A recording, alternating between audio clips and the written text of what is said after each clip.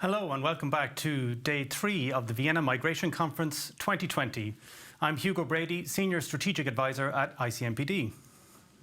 Hello, my name is Malin Frankenhäuser and I'm Head of Policy at ICMPD. This morning we had 3 fantastic focus sessions focusing on community sponsorship in terms of scaling up resettlement to Europe, another one on the external border management in the age of COVID-19, which was really interesting, and a third one on labour mobility in the context of the Eastern Partnership. This afternoon, however, we get to what for many people is the actual heart of the European debate, which is reform of the Schengen area and the EU's asylum rules. I'm really looking forward to this afternoon. We have great panelists lined up and everybody talks about how important this is. On Monday, during the debate that I moderated, Krastev and Selmayr both highlighted how important it is to have open borders for our economies. So I have high expectations on this afternoon. Without further ado, I would like to hand over to Ralf Genetzke, our Director of the Brussels mission, who will moderate this session.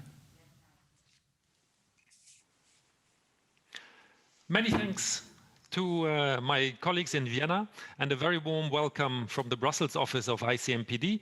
As introduced by my colleague, I'm Ralf Genetzke. I'm the director of the Brussels office and responsible of what we are doing here at the Brussels mission. Now, it's good to hear, as introduced, that expectations are high. That's why we have actually 4 excellent panelists. I do hope that many of you who are watching us were able to join us in the last 2 days. If you remember, just because there is a link to what we are going to discuss, I mean, we started off on the first day, for instance, with the Portuguese Minister of Interior, who gave an outlook of their future presidency as of January, clearly saying that the issues at stake are high, they are complicated, but they can't be delayed to be sorted out. So the focus really has to be on the work also when it comes to migration, whatever and however complicated it is. Now, it is a good tradition at the Vienna Migration Conference to have what we call the senior officials panels. And we gave this one the title of Schengen and EU Asylum Strategies for Progress. You could probably reword it and say we will discuss what is usually called the internal dimension of EU migration and asylum policy. But we wanted to single out, I think, the 2 elements of Schengen and EU asylum. Schengen, I think at the moment, and also during the pandemic, has become a symbol of something in Europe what we want to preserve. I think there's a common agreement, there's a common understanding around that. We see the difference from the first lockdown to the second wave, the second lockdown, where the attempts are really there to keep the Schengen area open. And then everything around the EU asylum systems, where we see very difficult discussions, protracted, let's say, discussions and negotiations. And some sort of the 2 elements galvanize probably what we mean with the internal dimension. But there are also other elements to it. And I do hope that we will also be able to touch upon these other elements. I'm thinking about legal migration, for instance. Now, as always, you will be able, and you are able, to comment and send, to comment on social media at the hashtag ViennaMigConf. You also have the possibility to send questions, and I can only invite you to use that function right under the live stream, and to do so right from the beginning. I will try then to feed this into the discussion and not to wait until the last minute, because the only limitation we have in this panel, as always, that is time. And knowing a little bit my panelists, they have a lot to say, and I'm definitely very much looking forward to that. Now, by way of introduction, and then I'll introduce the panelists. I would just like to go back actually 1 year ago. 1 year ago, from an ICMPD perspective, we organized not the 5th, but the 4th Vienna Migration Conference, where actually I had the pleasure to facilitate and moderate a similar panel with some of your colleagues, discussing at that time the outlook on the EU migration and asylum policy. And we used then, back then in ICMPD, this notion of the gridlock. We have to break the gridlock which we see out there. Everybody was hoping and looking forward to the proposals of the European Commission. Member states cautioned and say, European Commission, take your time, listen to member states before you propose something. Now, 1 year after, we are in the situation that we have the proposals. So I think one of the red lines throughout our discussion, I definitely think is, to see what is different. Most of the panelists we have with us have been in this on this topic, have been working on this topic for many, many years. So I think to look at, are there really different things out there? Are there new proposals which can be discussed, which can open probably the way towards compromise? I think that's one of the key questions. Now, in order to do so, it's my pleasure to have with us today, and I'll be very short with the introductions. You can read up on the short bios we have on the website. We have with us the Executive Director from the European Asylum Support Office, Nina Gregori. Very warm welcome. Pleasure to have you again. It's not the first time that you join us for the Vienna Migration Conference. We have with us from Germany the head of Directorate-General of Migration, Refugees and Return from the Federal Ministry of the Interior, Building and Community, Mr. Ulrich Weinbrenner. And when I say Germany, it's also the EU presidency of the Council at the moment. Very warm welcome, Mr. Weinbrenner. We have from Denmark the Deputy Permanent Secretary from the Ministry for Immigration and Integration Affairs, Henrik Ankerstjerne. Welcome, Henrik. And from Greece, we have the Director of the Greek Asylum Service, Markos Karavias. Markos, very warm welcome. It's a pleasure and great to have you. I mean, that's what I'm saying. It's a good tradition at the VMC to have these senior panels to discuss really with the people who, from our perspective here in Brussels, just a few meters away, you usually meet and negotiate. You don't have to negotiate anything at this panel. This is about shedding light on what we have on the table. What we would like to do is to start off to situate a little bit the discussion, sort of the state of play. We just had a Justice and Home Affairs Council. There will be another council upcoming in December. So discussions are advancing, but where are we? And as I said, also in comparison to the past, we want to look at a few core elements. I think that is pretty obvious, but also then not to forget the future. I mean, where are we heading to in the next month, in the next years? I don't know how positive your outlook is on there. We'll discover that. But to start off and to look at sort of the state of play for Ulrich Weinbrenner from Germany and the presidency. I mean, you have this terrible task now to see what are the elements where you could build around compromise. But it's really this question to what we had in the past. Are there new elements where you see these have potential to unblock sort of stalled discussions? So first of all, thank you very much, Ralph. It's a pleasure for me being for the first time at the Vienna Migration Conference and to participate in this very well prepared exchange that we actually are in. So where do we stand? That's a very, very good question. So we are convinced, we see that the Commission has very carefully talked to member states and to other players before the proposals were made on the 23rd of September, which we now have on the table. It's really a pleasure and it is a challenge as well, having the presidency at this particular situation. Frankly speaking, we as others as well have been waiting for the proposals by the Commission at least after Easter. And then it became late and later for quite good reasons, Corona related and for other reasons. And so we found ourselves in the situation of being confronted in a way with this proposal only on the 23rd of September. So very much already into our presidency. What we try to do is in the presidency, first of all, restart negotiations based on that, on these proposals by the commissions on the working group level, when it comes to the border working group, the asylum working group, where we put elements of the Commission's proposal on the table to have that discussed there. A second pillar of our activities is the trialogue, trying to do as much as we can to achieve as much progress as we can in the trialogue when it comes to the VIS regulation, when it comes to the blue card initiative. And yesterday we had a chat with the rapporteur on resettlement, which is something that we have as well on the table. Not to forget the legal act on the EU agency, Nina is heading, where we try to convince member states to find themselves ready to agree on a trilogue on that point. We do whatever we can to achieve that goal. Maybe later we will talk about that a little bit more into detail. So we had councils, you mentioned it, Ralph, on the 20th of July, 8th of October, last Friday on the 13th of November, and in the mid of December, 14th, 15th of the interior ministers. So there is some progress, but nevertheless, that's really, really a huge challenge. And what we see is that, not to anyone's surprise, member states are more or less taking the positions we well know before the Commission's proposal were on the table.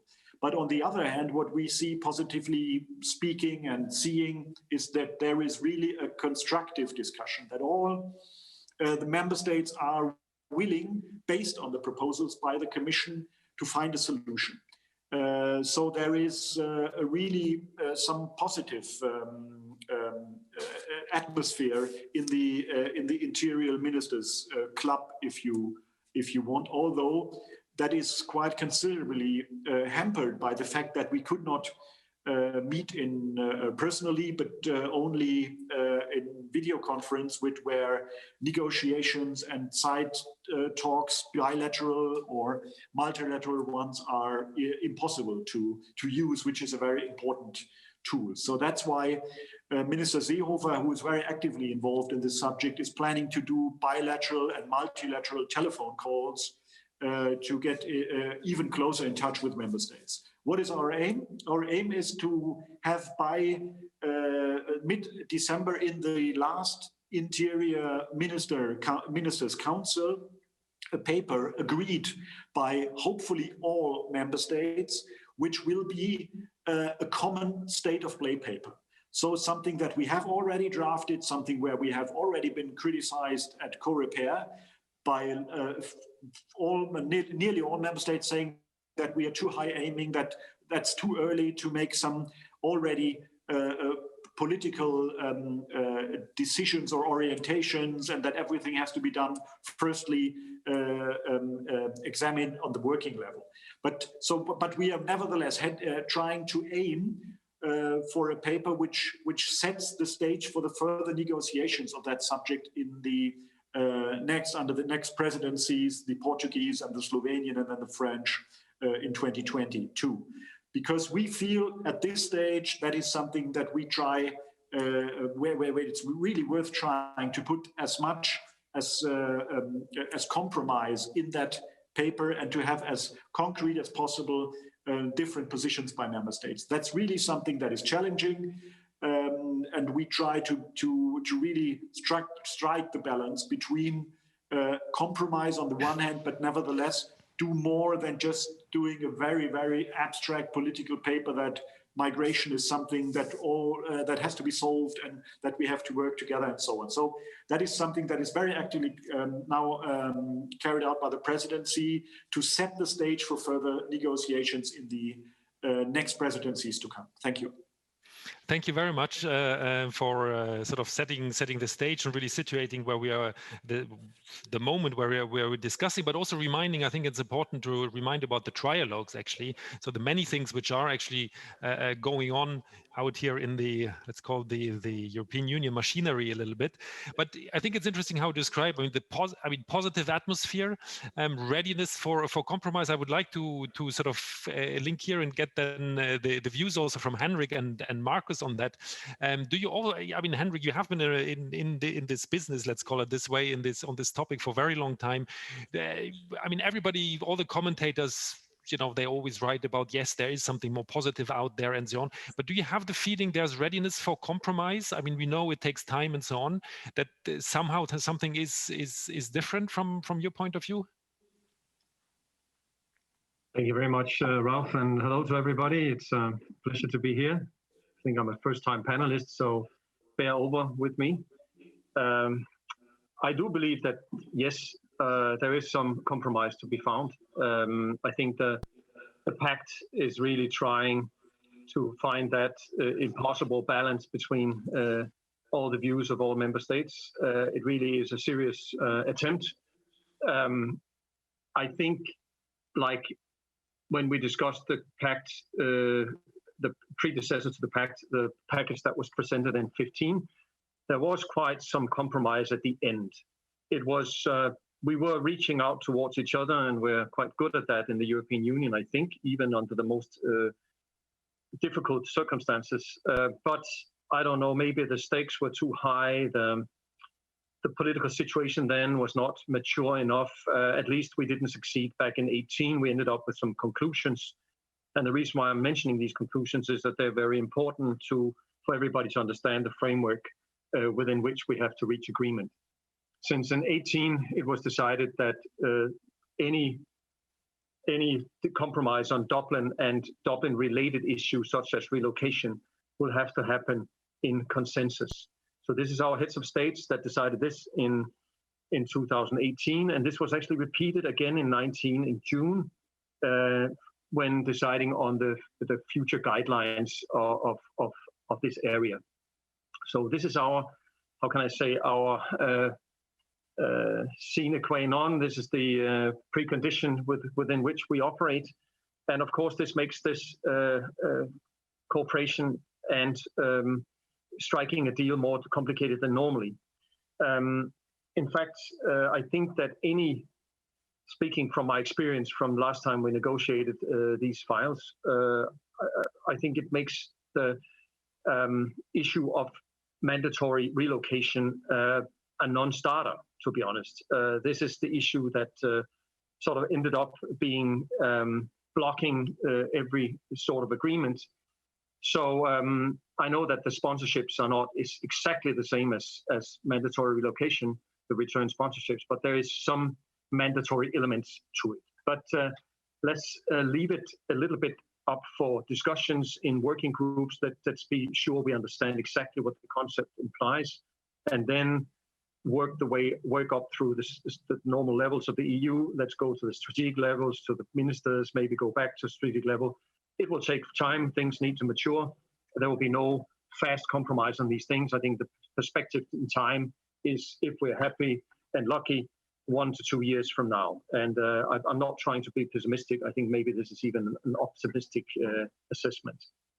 So I think I need to also make another point.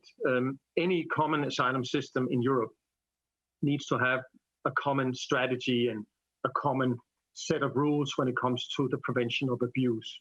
And this is basically what the pact is very good at. Maybe this is not known to many people, but a lot of abuse takes place with regards to the asylum system in Europe. We have a lot of irregular arrivals. We have a lot of people who basically shouldn't be here to apply for asylum. We have very low average recognition rates right now. In first instance, it's less than 30%. And there are, at least within the top 20 of nationalities, there are more than 10 nationalities where the recognition rates are way below 10%, I would say even below 5%. So there are a lot of nationalities where the best possible tool to manage would be accelerated processing systems. And this is what we are missing at the moment, and this is what is contained within the pact, a very ambitious idea of screening people quickly and also making sure that there is a fast tracking which separates out the ones with no need for international protection from those with needs. And I think this is something that is a sine qua non for any asylum system to function. I would even compare it with a bicycle with no wheels on it. So it's as simple as that. If we can solve this question, and also if we have our focus on the external dimension and return, I really think that this is an area which could unite Europe and could also make other more complicated issues more easy to deal with. So I think I'll stop at that point. We have more questions coming, so I better keep it brief. Thank you. Thank you very much, Henrik, to make these points. We'll definitely come back to both to the accelerated procedures, what is suggested, return as well. But then, but still, I would like to see. I mean, a lot of eyes are always on Greece. You're doing for many years tremendous work. Actually, of course, everybody has in mind also the images of Moria, camps on the Greek islands. So the simple question, sort of, has the Commission also listened to frontline member states? Well, I want to be on the optimistic side, and I feel that yes, the Commission has indeed listened to what frontline member states have to say, because if the pact is to succeed, then any measure of its success would be that we do not witness, let's say, images and footage such as those that we witnessed with the tragic events in Moria. So the new pact is welcome, the proposal from the Commission, and it is indeed high time that we find a way of moving collectively forward. You spoke of a gridlock, and it's true. At the same time, there's been a lot of discussions on the dysfunctionalities of the current system. And to a certain extent, they have been addressed. They've been also often noted, and to a certain extent, they have been addressed. And the only way to break the gridlock is to keep negotiations going. So by bringing the pact to the table, negotiations are again ongoing. And this in its sense, I think, is an important point. Now, there is a positive element in the sense that the pact is comprehensive. So that it's sort of a set of interlocking instruments which deals with asylum and migration end to end. And at the same time, states have an overall picture of what they will be called upon to deliberate. This is also important because it allows for states to calibrate their negotiating position. Now, the heart of the matter, and we're all aware of this, and it's been the heart of the discussion, is this balance that needs to be struck between responsibility and solidarity, as the frontline member states will always underline. And I think that this is the driver of negotiations still when it comes to frontline member states. Now, we are in agreement we collectively, I think, are in agreement on a number of themes. I mean, the need for the asylum system to be fair, the need for the asylum system to be resilient, the need to guarantee fundamental rights, the need to engage with third states and to look into returns, and the significance of legal migration, as you mentioned, is also a key aspect on which I think we can come to an agreement. Yet we're at this peculiar stage where, during negotiations, the moment something lands on the table, everyone will focus on the bits they disagree with, which is normal. I mean, what is a legal text if not disagreement reduced to text? But I think that there's also an important point with this negotiation. It is, and it was more or less touched upon by Ulrich, it's a multidimensional negotiation. What do I mean by this? We have a pact comprising new texts, proposals, and texts that are farther down the line in terms of their negotiations, which of course calibrates the way they are brought forth by the presidency. And I think this is a very interesting also experiment. So we have a new focus on existing practices, such as the border procedures. There are concepts that are in the acquis that are put to novel use in the context of migration, the refusal of entry, which is a topic of discussion. There are novel mechanisms, I mean, the EU return sponsorship, and there's a solidarity mechanism on the table. We haven't discussed it yet, but it's important that it is there. And they are all embedded in a set of texts, some of which have been discussed, some of which are currently being amended, and some that are completely new. So this is a negotiation, I think, that's taking place at various speeds and levels, so the technical and the political. But this interaction also allows for how should I put it, a calibration of positions by the negotiating states. So what is discussed on a political level also conditions what is discussed on technical levels. I fully understand what the point that was made, that some states or states, all of states will come to the negotiating table with known positions, and I think this is normal. But I think that it is important that despite disagreements, despite different geographical locations, despite embedded positions, we are at the negotiating table.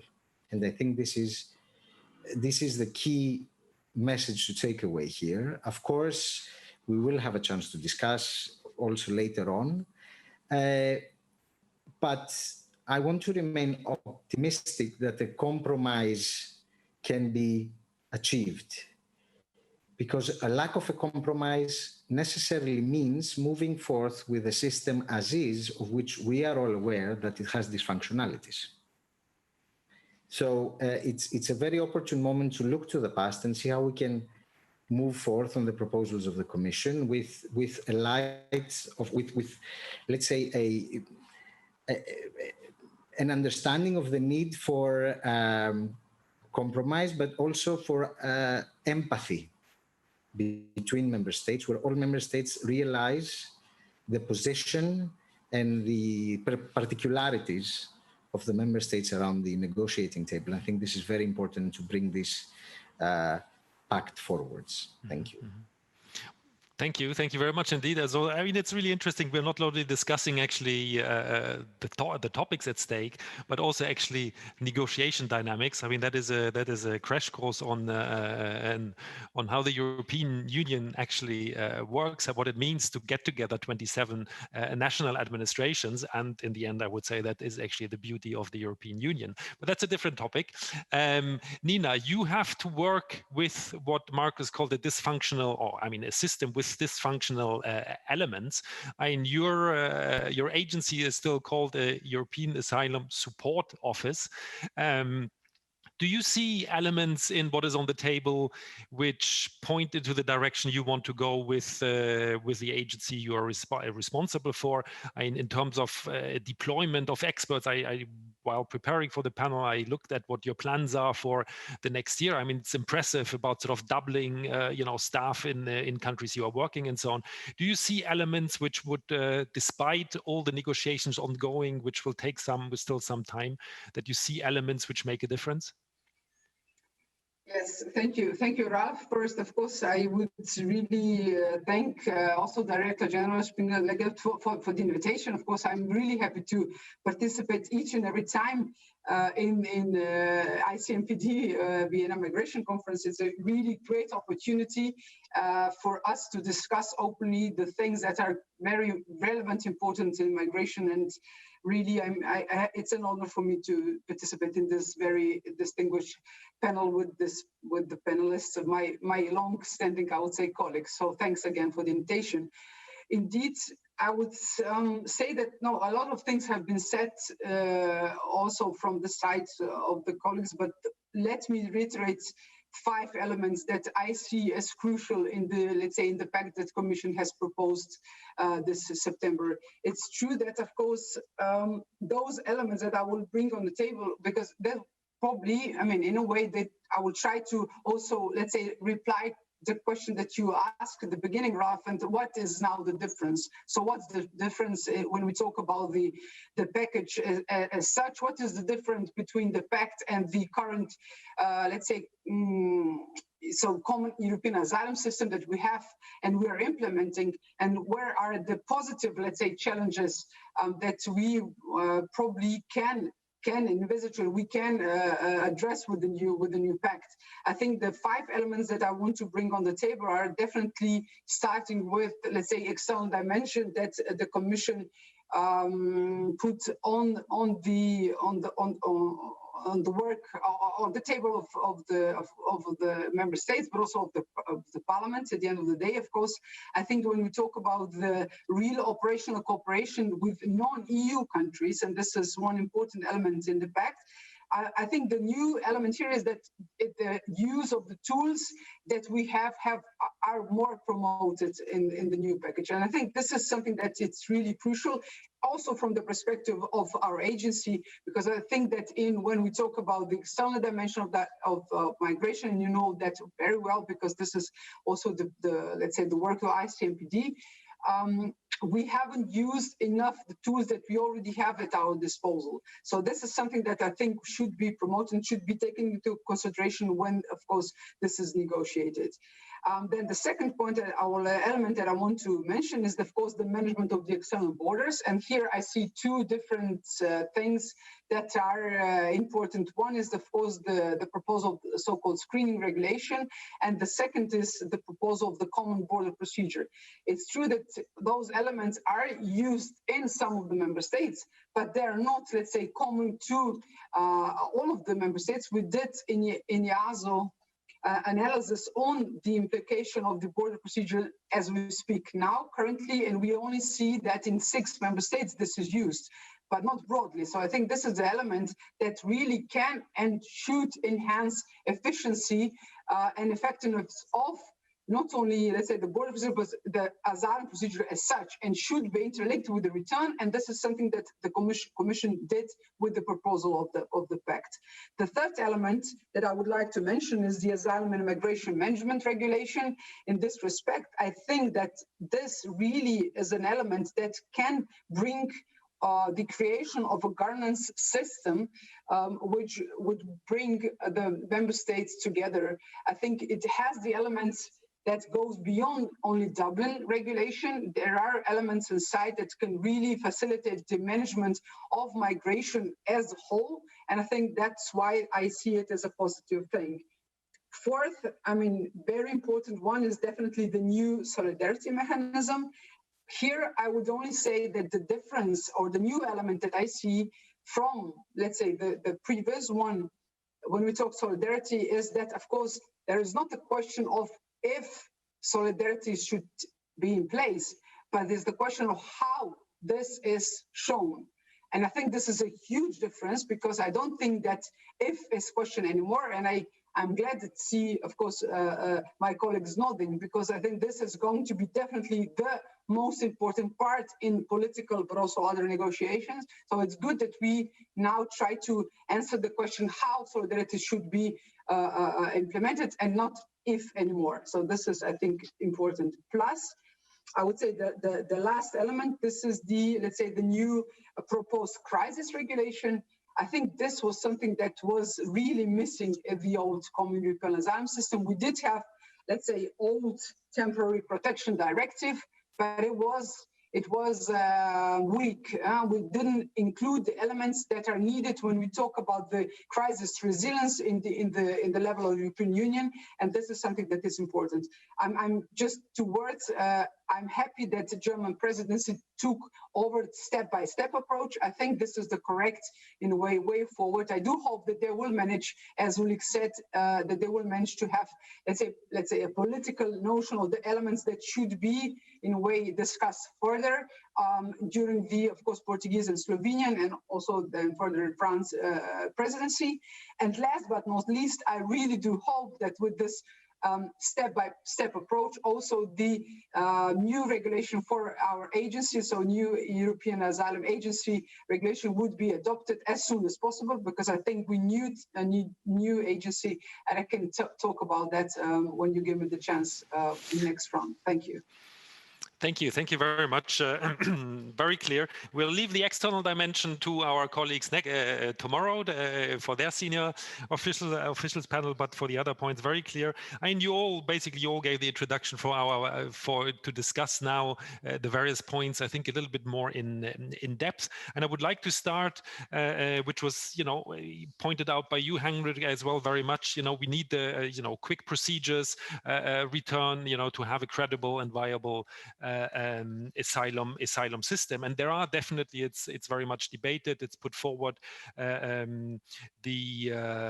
border screening, and it was pointed out there are new elements to something where we have already certain border procedure we have already. So I wanted to start with you, Markos. I mean, of course, frontline state. I mean, I think also the proposal need a bit of a reality check. I mean, some would possibly argue, well, you know, we will, in the end, won't have a better situation than what we have now. That means many people might be sort of stuck at a given place. So I would be curious to have your point of view. It's also great we have the first questions coming in, and especially, I mean, there's one question which asks about access. If we go into that direction of border procedures, you know, quicker procedures, what about the access to protection, access to asylum actually in Europe? Will this be sort of, you know, is there a safeguards for that this will be actually maintained, or is there in the end there's a risk to that? But let's start with the, let's say also for the others, if you want to comment also on the procedures, border screening part, and we'll then as a second step, obviously we have to talk about solidarity. Markos, please go ahead.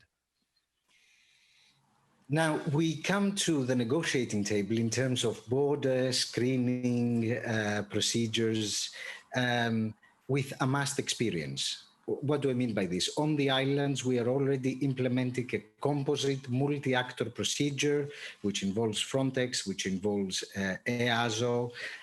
So in a sense, we come from the future.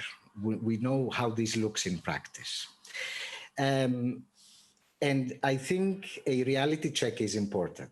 We also do, for example, we do an island procedure. In the context of the island procedure, we do an accelerated procedure which deals with safe countries of origin, with applicants from safe countries of origin.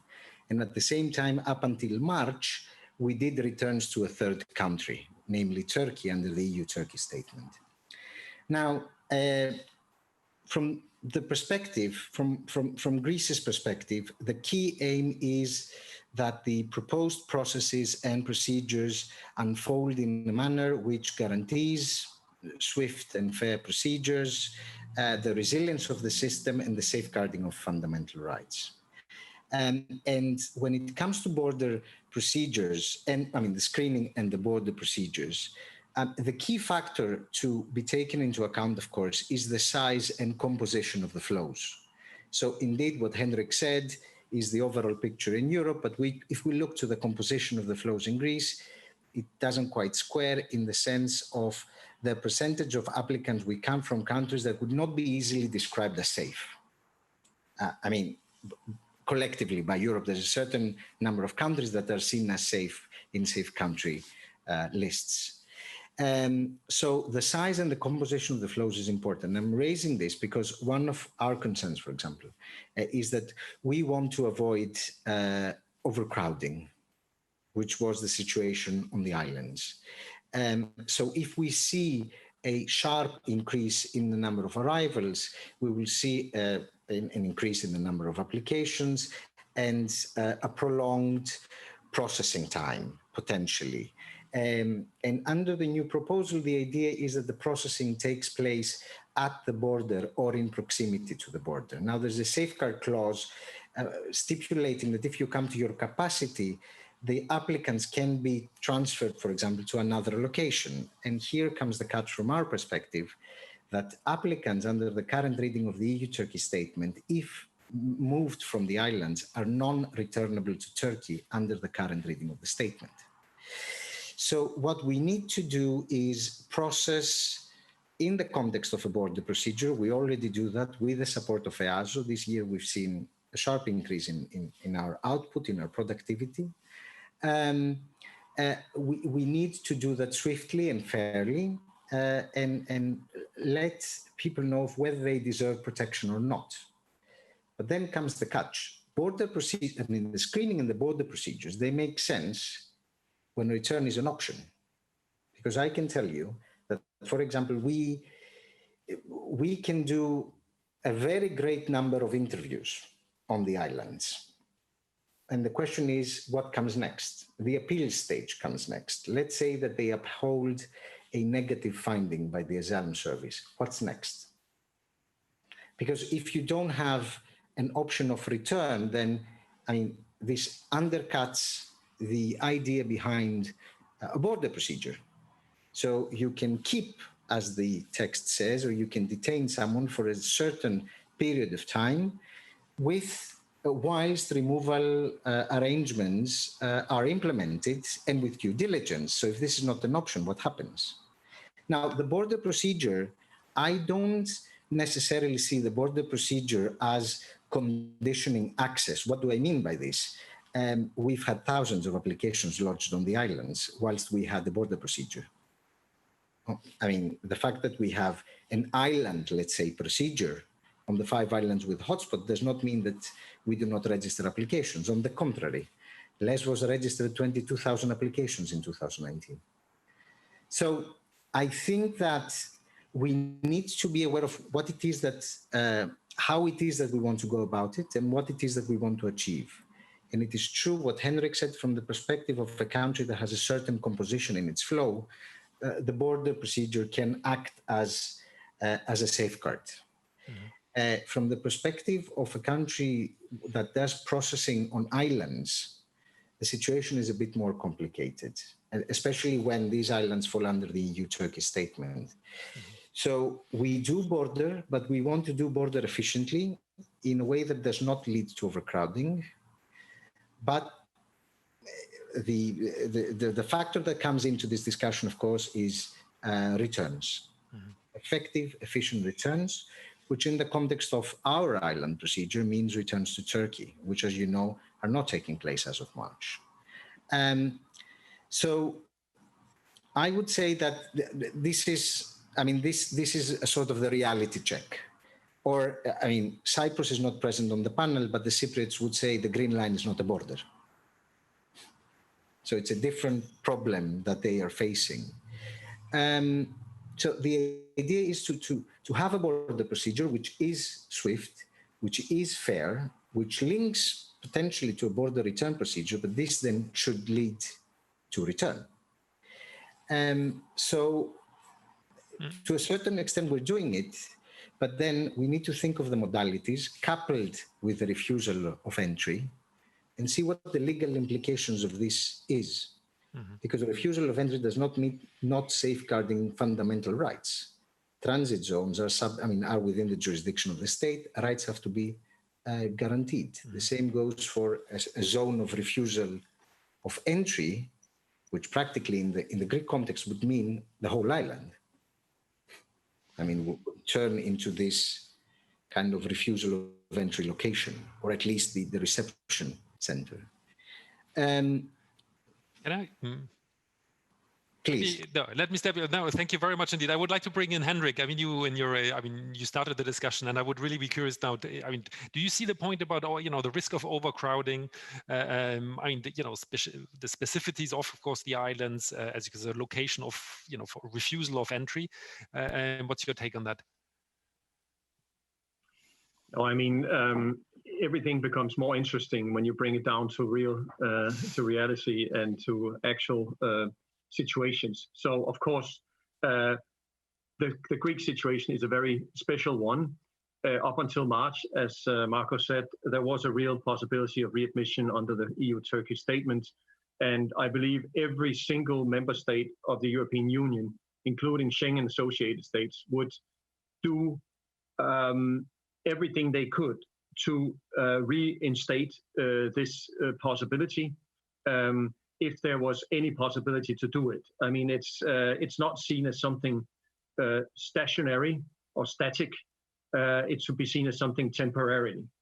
And if we can reopen the readmissions, of course, border procedure for Syrian asylum seekers in particular certainly makes much more sense. I would fully agree with that and with Marco on this particular topic. When I mentioned the nationalities with very low recognition rates initially, the idea was that we have to fast track them. If we do it in the border area, which means complications for Marco because of his infrastructure, or if we do it elsewhere. For Denmark, this is not so important. I know we call it a border procedure, but I think it's mostly an accelerated procedure that is in need.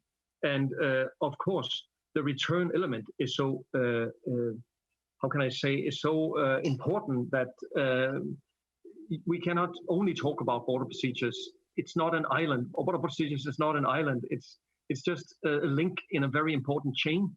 And the first part of the chain is basically cooperation with our neighboring countries and with the countries along the routes. So this tries to answer a little bit the overcrowding question, because we should basically all the time be so alert that overcrowding doesn't happen. We should be out along the route to prevent such sudden fluctuations from happening. And there, I think we really need to do a much, much better job. We are very much focusing inwards all the time. It's as if we think we can solve the global refugee problem by improving our procedures. Of course, we can solve a lot of the, you can say, a lot of the non-processing issues, the fact that people are left with no decision for longer periods of time, the fact that they then perhaps enter into the grey labor market, the fact that they maybe enter very vulnerable and being approached by crime organizations and so on. All these things are a direct consequence of very long and non-decisive procedures. So I think here we have something extremely important. That is, justice denied is justice delayed. And the way justice delayed, justice denied, I think is the right version. So the longer we process, the more chaos we create. So the overcrowding, yes, I see no reason why you should do a very fast tracking for purposes of return if return is completely impossible.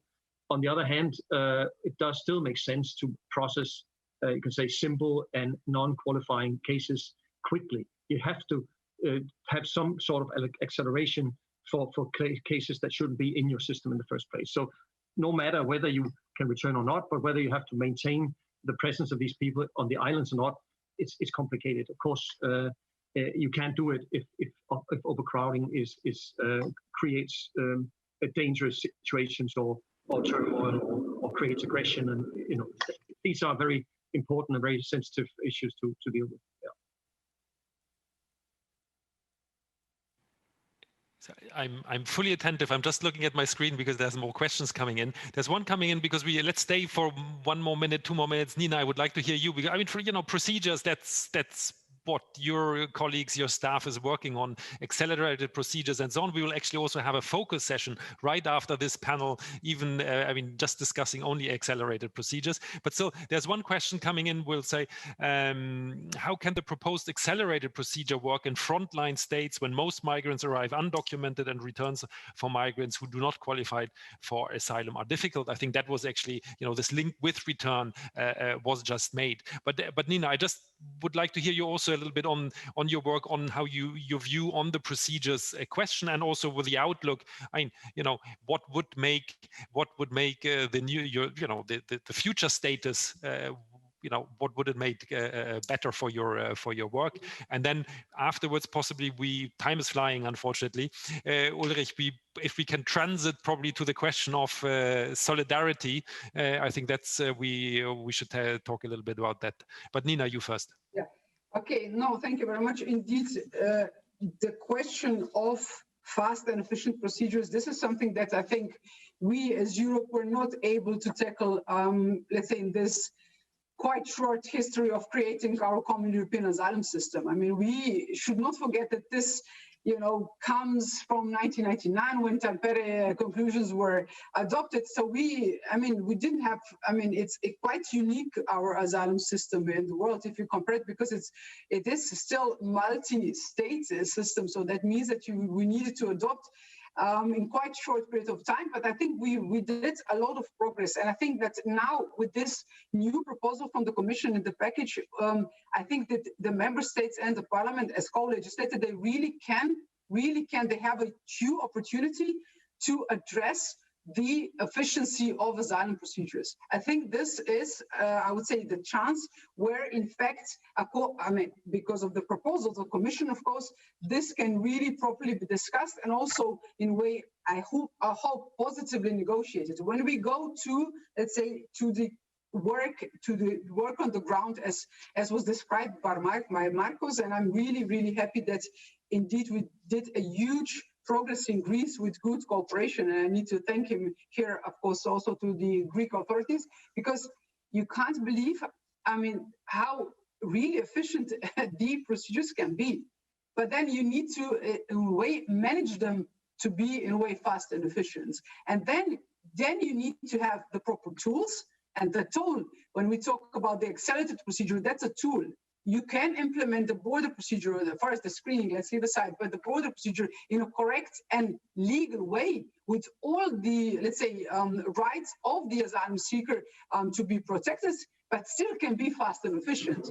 And here I think that this is the huge distinction between those who are really coming to Europe from the, let's say, safe countries of origin or through the safe third countries. And those are the tools that we don't use in Europe properly, or there's a huge, let's say, lack of them, you know, of implementing that tools that would really help us to also put and bring clear messages to migrants, because we don't do that as Europe. You know, people are coming because maybe they see, of course, better opportunity for life in Europe.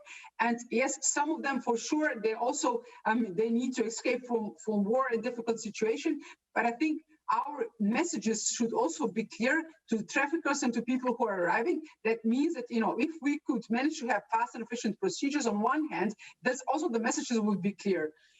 But to then connect this with what has been said from side of Henrik and Markos, indeed. So what is then the result of a fast and efficient procedures? What is the result? One is the return, but the second one is, of course, then I would say, let's say, appropriate life in the European Union. And here I come to the question of solidarity and to the question of relocation. I really don't believe that, I don't think that we can have, let's say, fast and efficient procedure, which at the end of the day, don't end up with some kind of a solidarity in the sense of relocation too. Because if we would have, you know, fast and efficient return, and then, you know, we would still have the member states where, in fact, there is going to be a lot of migrants who, in fact, will stay or will have no opportunity for, let's say, real life. This brings then back to the question of solidarity. So the question of solidarity or the relocation is, when do we do that? Do we do that at the end of the procedure with those who have been recognized as refugees? Do we do that when they are still asylum seekers? Do we do that before the return? So this is the question that probably would need to be addressed, but I don't think that there is a possibility not to discuss solidarity and relocation without discussing fast and efficient procedures and return. Thank you. Thank you, Nina. Thank you very much indeed. And well, I mean, you're doing my job. I mean, the link is made with the question of solidarity. I would like to move. I mean, you have asked questions, which I would like just put forward to Ulrich to give us his point of view. Now, I mean, where you see a way forward, I mean, it's the most, at least for the general public as well, I think it's always the most debated question, as a was put before as well, not so much about if there is actually solidarity, but what do we put into that? There was a few years ago was still sort of argued that can't be. I mean, solidarity can only be if actually someone takes in someone else. Now, apparently, the discussion has moved on. But Ulrich, please. Yes, thank you very much. I think Nina was totally right in making the bridge between the border procedure and the solidarity question, because that's very obvious, and that is part of the positions of all member states. So, nevertheless, coming back to the border procedure, just one extra point which was not yet made. That is really important, but nevertheless, at least more than half of the asylum seekers who are registered in Europe, not only in Germany, in Europe, are not entering at the borders. So there is a secondary movement and other ways of entry for these asylum seekers. So that is the most obvious form of checking asylum claims and of reception of people entering to Europe in kinds of border procedures, but nevertheless, it's not the only one. It's only a minority of asylum seekers really enter through that gate, which is something that you have to keep in mind. But nevertheless, at least in public, it's the most obvious subject. When it comes to solidarity, I think there is a broad consensus that among the member states that solidarity has to be delivered. That's not something, the migration challenge and the asylum challenge is not something that's up to some member states, but that's something that all the member states have to cope with. But that's already an achievement. But nevertheless, the main question is in which form solidarity should be delivered by member states, and that is where we quite fast are at a very politically sensitive question, and where I think you might have some doubt that all member states will finally agree upon that solidarity, that they as well should deliver solidarity in accepting migrants on their soil and to have individual cases checked on their country, or at least to accept accepted asylum seekers on in their country. That won't probably not happen. But nevertheless, what my personal expectation is that we can, in this very delicate and highly political subject, only find a solution if at least a necessary large group of member states are willing, in the end, under certain circumstances, are willing to accept migrants in their country, be it to run applications, or be it to integrate people who have granted asylum, or be it, as it was proposed by the Commission, following under the return sponsorship, in order to take over the challenge of returning people to their country of origin who don't have the right to stay in Europe after a lengthy procedure. So that is something that really has to, in the end, that has to be solved. And I'm optimistic that when we put all these things together, there will be a necessary large group of member states under certain circumstances who will be willing to accept such a system. And one aspect which was not made yet, I think is very important as well, which is directly related to the EU-Turkey statement. It is that the faster the procedures are, the faster people are returned to their country of origin or of transit.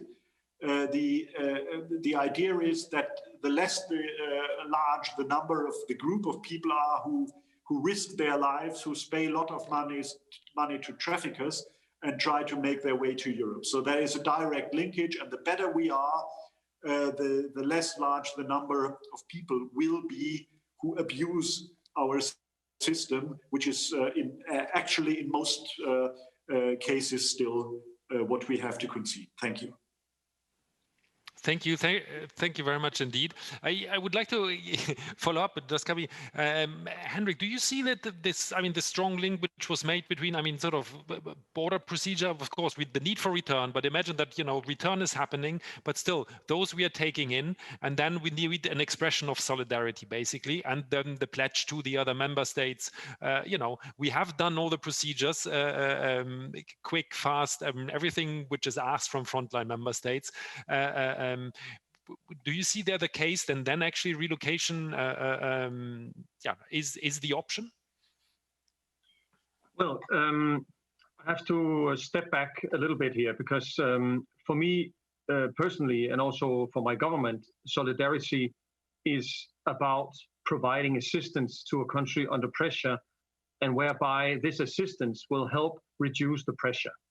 And it's a little bit like when, there are different ways of showing this with good examples. But since I'm a country with a big fleet of merchant ships, I think I should compare it to if one of our ships crash into a rock, the water will enter the ship, and what you need to do is you have to prevent the water from entering the ship. If you start spreading the water into the rest of the ship will go down. So you have to have all your attention on the flow. And so the solidarity that I I believe should be given full priority is the solidarity that will lead to a reduction in the irregular movements or the flows towards the country under pressure. And here I wouldn't point at relocation. I would actually point at cooperation with the countries along the route, maybe the neighboring country. Our experiences so far, and especially from the last bigger crisis in 15-16, was the moment you start engaging with the neighboring country, you will see the numbers drop. And the same goes for the south of the Mediterranean.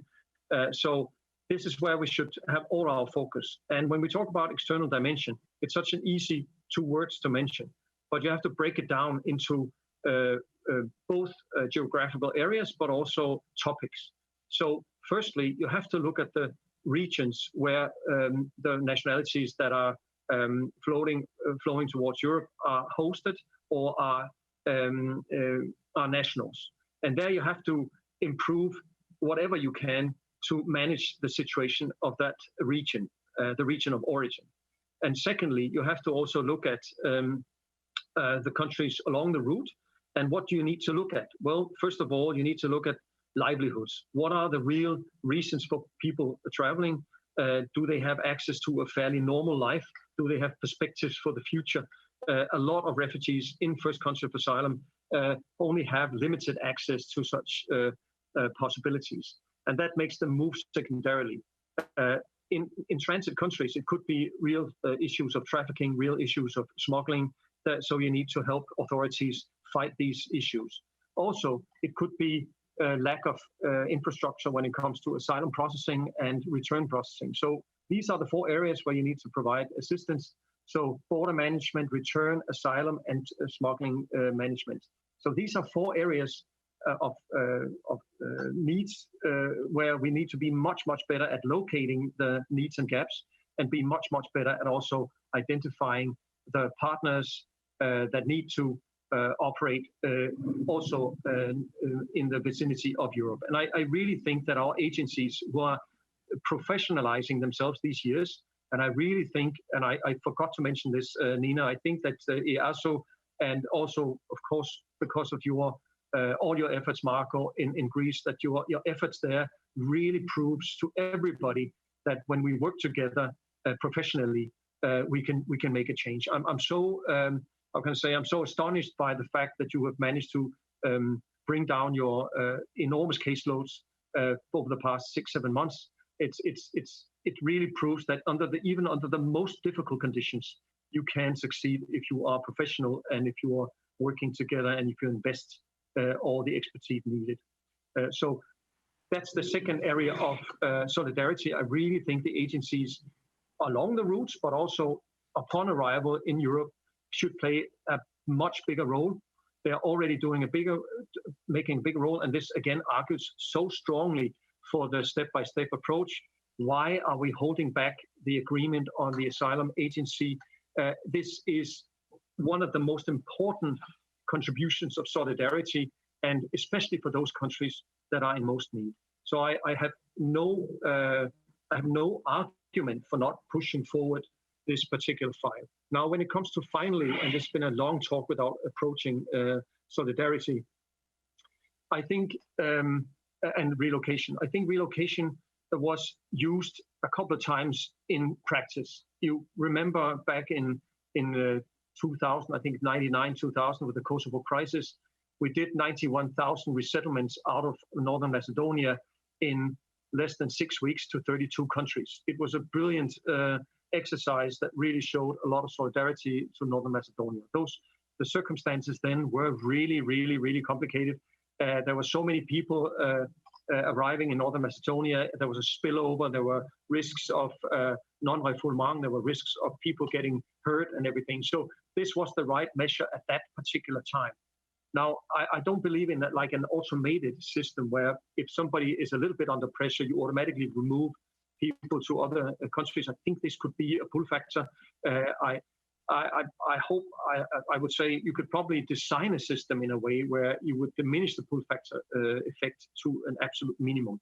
But it should always, I think, mostly be about resettlement, I mean refugees, because also it's complicated to argue that you should distribute people who are asylum seekers and might not even be in need of asylum. And since this is in average 70% of everyone arriving in Europe, you're basically distributing illegal arrivals. And so this becomes very complicated to argue towards your populations. So this was a very long extension, but I'm sorry, I'm just trying to sort things out in a way that I think could lead to a better future. Thank you. Many important points. We definitely note, I think there are the nuances on when we discuss solidarity, but that's also the whole purpose of course, our session. Now, time is flying, very unfortunate, but we are, I can only invite you, please comment on whatever you want to comment, but I would like you to combine it with what will we see the next month? Let's put it that way, what will we see in 2020?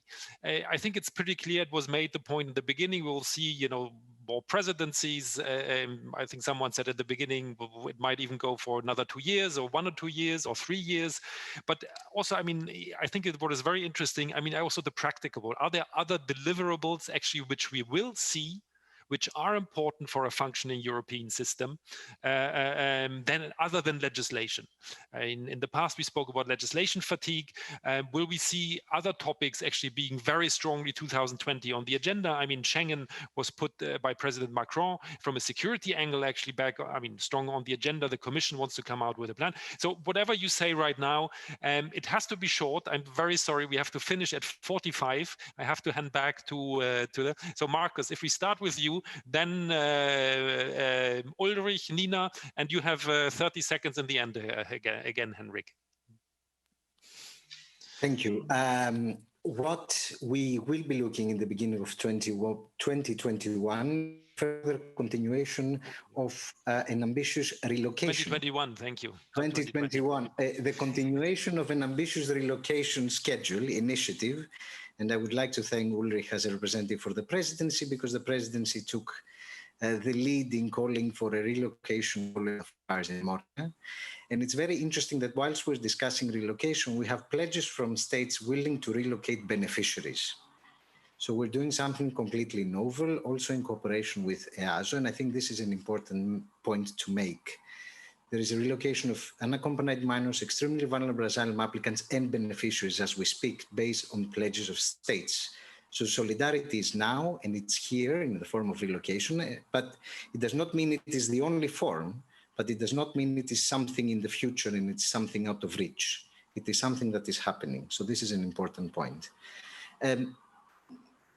Very briefly, I think what is going to be very interesting to see in the future when it comes to asylum is also the role of technology in the implementation of the asylum procedure.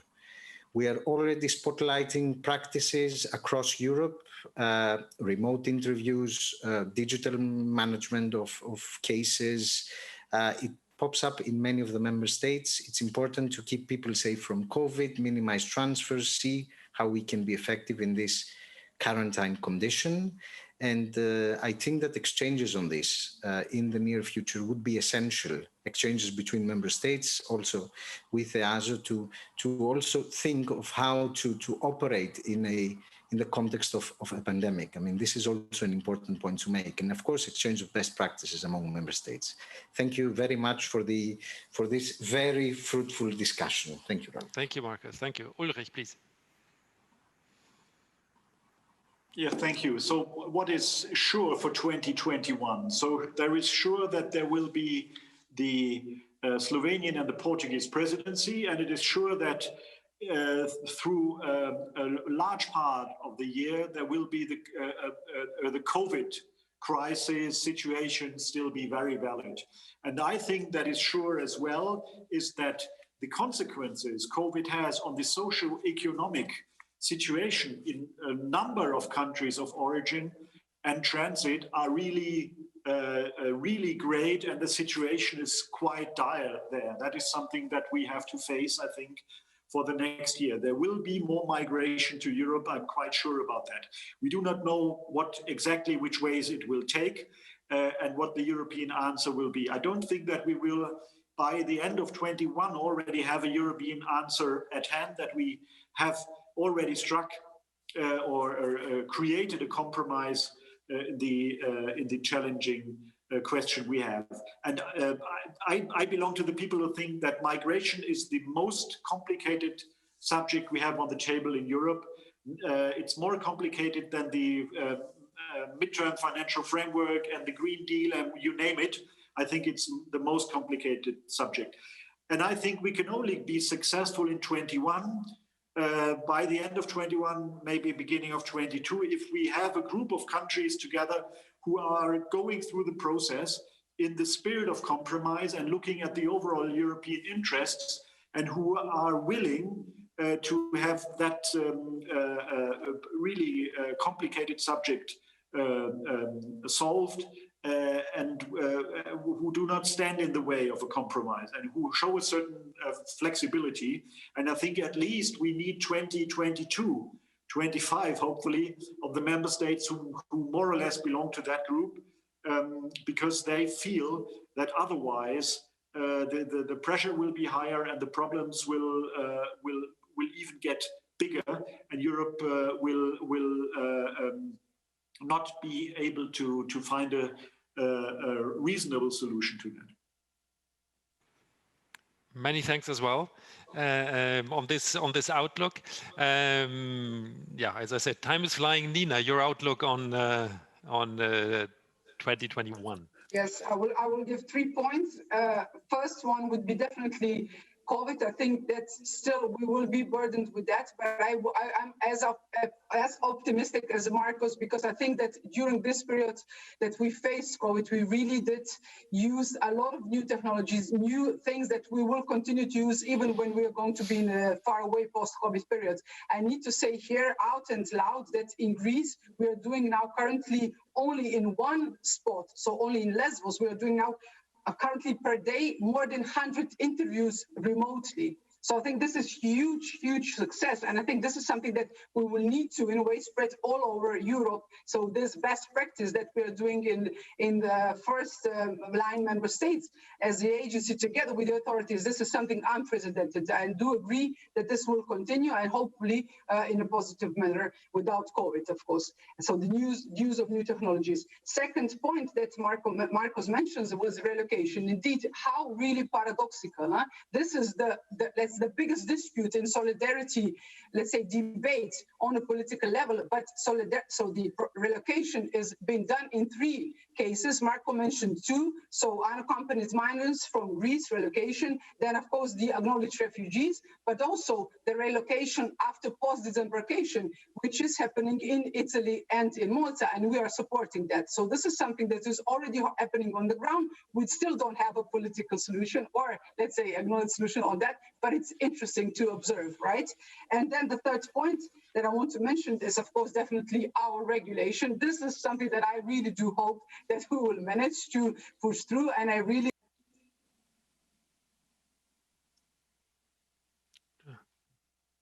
I think you're muted. No?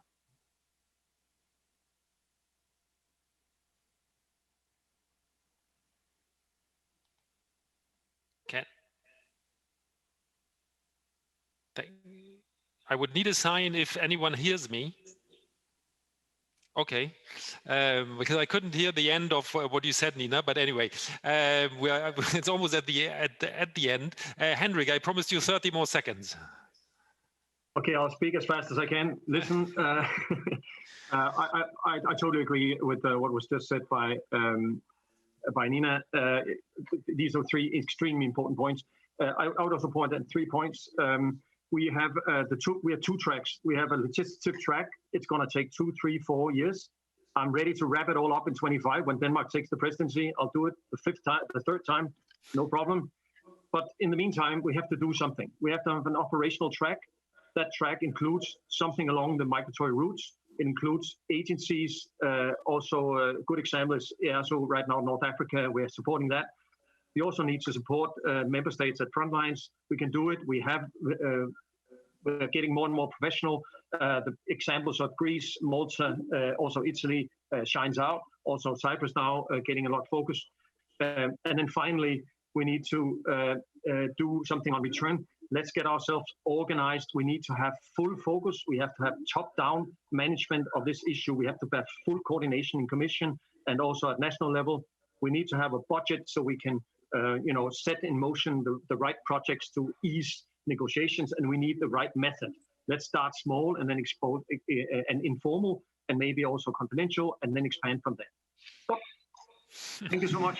Many thanks. Well, I can only thank the four of you for for your different points of view on the topics. But I found it also important, to give it sort of a bit of perspective where we are coming from, where we're trying to head to in Europe on this topic. I'm fully aware we haven't mentioned many things, details of the pact. We didn't speak much about. Actually, you mentioned it now. Return, a bit more detail. Return coordinator, return sponsorships are there. I will again be criticized because we haven't spoken actually about also legal migration. But on legal migration, for those who are interested, tomorrow we have a focus session with the head of unit of the European Commission to speak about the talent partnerships. Please join that. And I know there are also a few questions where we're interested actually in Greece-Turkey relations. I would rather invite those colleagues in the audience to join tomorrow our session on the external dimension. I think we had a very good discussion to shed light on these different aspects. I would like to finish and follow a little bit the sort of still a positive mood which I could feel among those, and I call you negotiators in the council. I would like to finish with something with my Director General, Michael Spindelegger, said yesterday. Europe will not fail because of migration. That we are convinced in ICMPD, and I think there are actually the different layers. There's the legislation, and there's the political discussions, but also what now on all of your outlooks for 2021, I think what is important are the practices, the best practices, the practical cooperation, which personally I think often lacks a little bit of attention, also in the message to the wider public that actually a lot of work is ongoing, and that certain things can actually be sorted out, which is of course not a replacement for political agreement. But with that, I'm going anyway over time. Again, thank you very much indeed to all of you. And with that, I'm handing over to my colleagues in the studio in Vienna. Thank you. Thank you to everyone who followed us.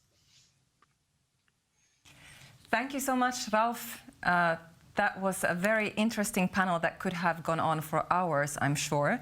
I would like to start with the same positive note that Ralf mentioned, that there seems to be a good mood, that their interior ministers are actually positive, that member states have been heard, and that the right issues are on the agenda. At the same time, we stayed really on the core issue of asylum.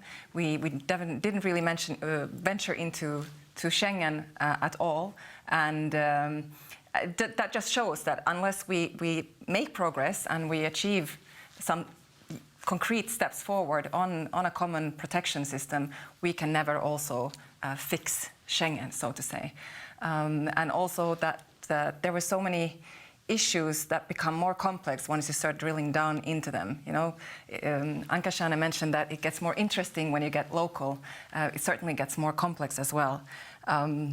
But I also heard that there is a call for a spirit for compromise. So it seems that the negotiators while there's a good mood, it's very early in the negotiation still, and people are still looking and analyzing everything, and we haven't really gotten there. And it's probably going to be a difficult road ahead.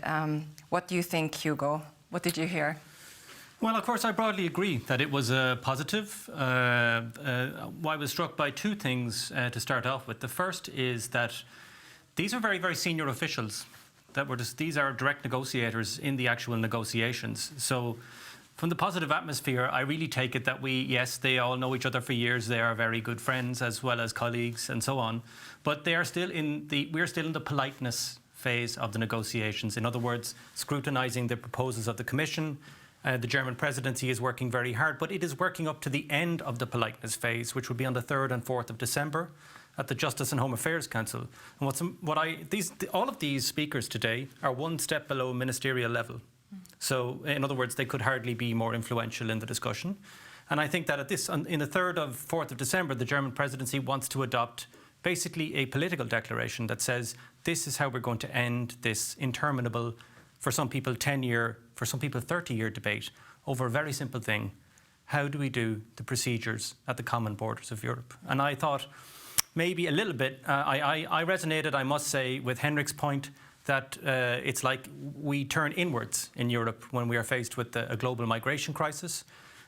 Is as if we can change the world around us simply by changing our procedures. And what did you think about that? Did you think that of course these are all asylum experts, I mean, much very senior, but I thought this over-focus on the procedures was very pertinent in the debate. Yeah, that did strike me too, actually. I just think that it's 27 member states. It's bound to get, like that exactly, right? It's so complicated just to get an agreement, because the EU is still a multitude of different interests and different experiences and different realities, and it's so easy to get bogged down in your own little. In Swedish, we say that we look at our own little belly button. In English, we say navel gazing. Exactly, same thing, right? So. Yeah, it's hard to have a comprehensive approach and to move at several tracks, even within asylum. I think you mentioned we have to move at different tracks, but then how do we move as a whole of EU to get the external dimension and work on these internal issues at the same time? Because Nina Gregori from the Asylum Support Office made this point as a point of pride. She said, we're the only multi-state asylum system in the world, which is true. That's an incredible achievement. Yes. We shouldn't look at Europe as if this is, it doesn't work. This is very British mindset. It doesn't work, it'll never work. I do think they will reach some kind of compromise. And I do think that it will take the amount of time, much more perhaps than was set out. 2 years, I would say, is a minimum. That leaves us through the, let's see, Portuguese presidency next year, Slovenian presidency after that. There's the Czech presidency, there's the French presidency in the first half of the year, which is also a presidential election, so very difficult to make progress. I think the Schengen debate that you mentioned will be well in train by then, because the French will obviously advance it during their presidency. Then we have the Czechs, and some people say this negotiation will only land in the Swedish presidency, which is 3 years. So I think that it will be a very, very long road. There's no point in getting too excited too quickly about this debate. No, but that is the EU, right, at the end? Yeah, in my experience, of course, I in my former career before I came to ICMPD, I was quite involved with this debate in another format in the European Council. I was very involved in the June 2018 European Council conclusions, which Henrik kind of mentioned. For some countries are the golden tablets, the 10 commandments of how to get out of this political disagreement. And for others, they're the worst document the EU has ever written on migration. So I was very grateful to Henrik for mentioning these at the beginning. But indeed, the EU moves more slowly than almost 100% of its critics can bear. But then it does move, and it's like a tree. I've heard this metaphor for the EU often. It grows every day, but you never see it growing. I think it will be like this with asylum. So there's no point being too pessimistic either. But what did you find were I saw the things got a bit uncomfortable when the conversation went to return, because our Greek colleague, he's obviously very operational and has presided over a very dramatic decrease in Greece's asylum backlog, which is great. This is a confidence-building measure. But then he said, we can have the most efficient procedures in the world, and this is how we started off. The Commission pretends that everyone's legal system is the same, but of course it's not. It has to think like that, I know that. But he said, border procedure, we can do accelerated procedures, but if there's no return, then... So I found this was... Well, I hope that the discussions still come back to this over the next days. No, we only have 1 day left. Because this... And we talked about it this morning, also, return. Because if there's no return, then it becomes detention. And this... Sure, but it's also an area that needs so much improvement. And we cannot just say that we're going to have, as long as we have good returns, we maintain the integrity of the system. But how do we get there? How do we improve return rates? And that is the external dimension immediately, right? But that is the panel for tomorrow. So I'm really looking forward to hear. Well, as we've observed, there has to be, in these 2 years of negotiations, there also has to be improvements in the logistical side on returns. And there has to be some sort of breakthrough in the foreign policy of migration with the EU. Yeah. But as you rightly say, we will do a major focus on returns in the next session, in fact, at 5:15, our very excellent and well-known colleague in the asylum field, Martin Wagner, is going to drill down into this absolutely pivotal area to see, can accelerated procedures deliver this miracle result that seems to be at the heart of a possible Dublin compromise? So please do join us for our focus session coming up now.